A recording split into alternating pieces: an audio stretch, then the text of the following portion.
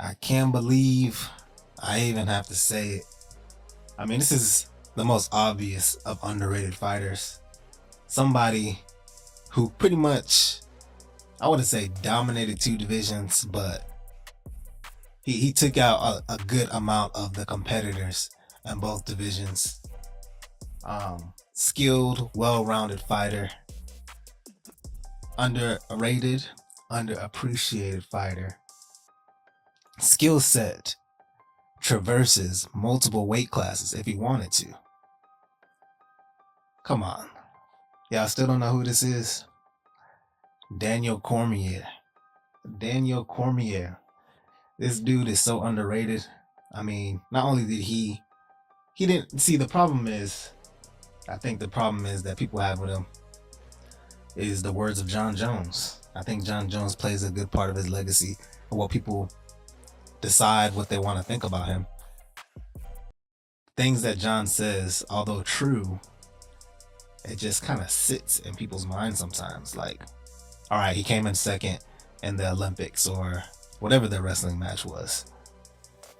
He never beat Jon Jones, the light heavyweight champion. He only won the belt based on circumstances that Jon Jones did. He beat Stipe fairly, but then he lost the belt. So it's kind of like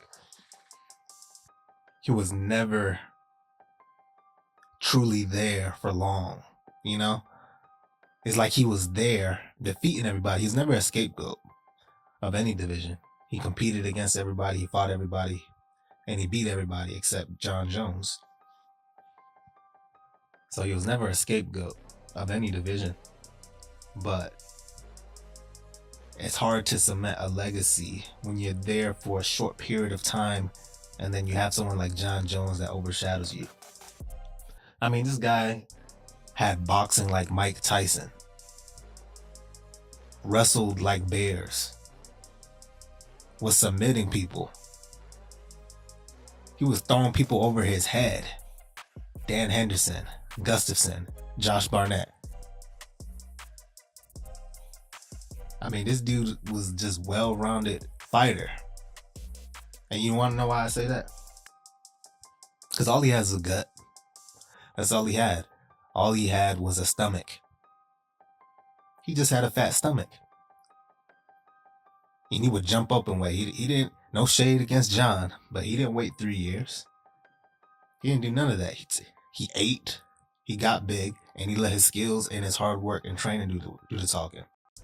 And it paid off for him, except when he came up against a true heavyweight for two different occasions.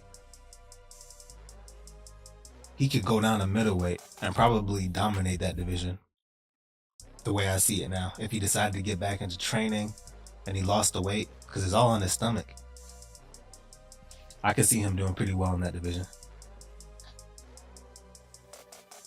I think he would toss a lot of the fighters around. People underestimate his speed in boxing. I don't know if... See, the thing about DC is he had the one Achilles heel, right? The one Achilles heel was him moving his head to one side. That was his one Achilles heel, which he did well against Jon Jones in the first fight, and then he kind of fell away from it in the second fight, although Jon had a good game plan of throwing body shots to let him drop his hands.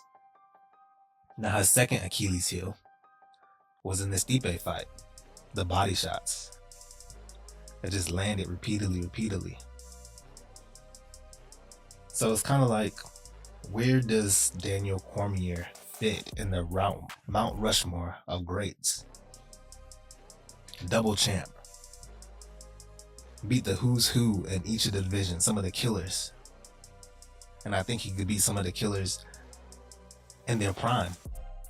Glover, Lyoto, everybody that Jon Jones beat, I think that DC could have beaten. That's just my personal opinion. I mean, Styles makes fights. Styles makes fights. Short wrestler, fast boxing, great takedowns and great takedown defense with the jiu-jitsu and cardio. Come on, man. Come on, man. I guess that's the question though. Where does he lie in the spectrum of MMA itself? Never popped for anything. Clean athlete through and through. Where does he lie? Double champ, but he can never really say that he was the light heavyweight champ because he never beat Jon Jones. Where do I put him in my MMA list as far as greats?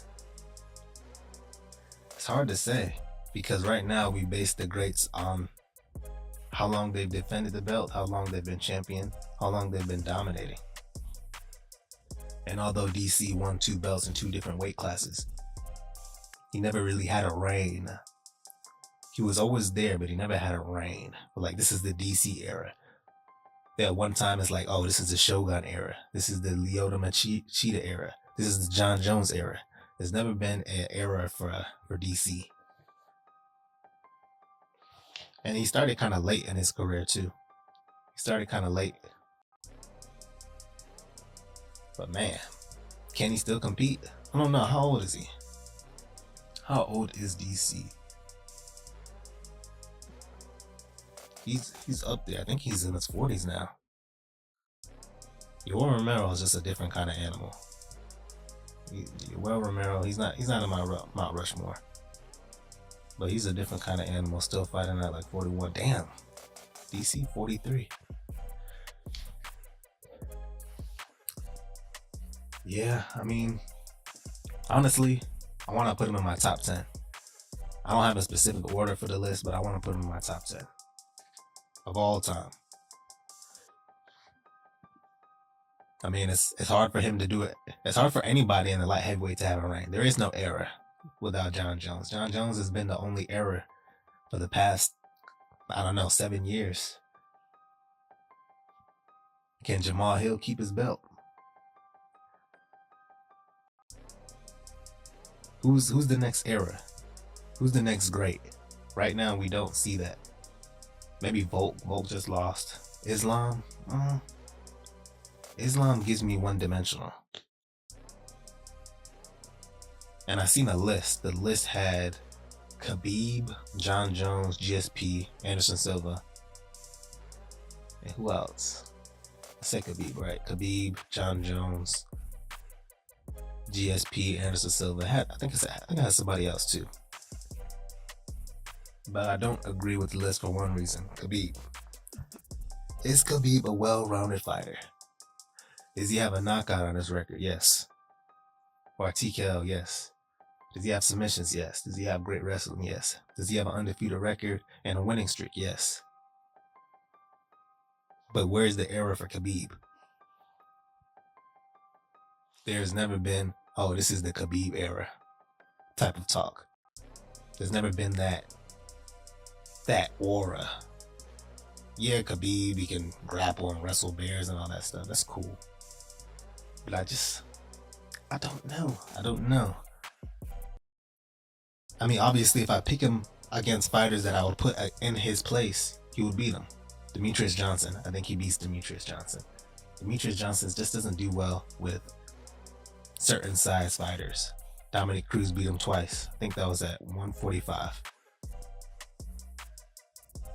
So even though Johnson has the skill, the strength, and the takedowns and the timing of Khabib, I think would beat him.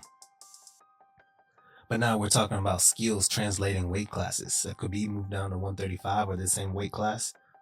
Can Demetrius Johnson stuff the takedowns? I don't think so.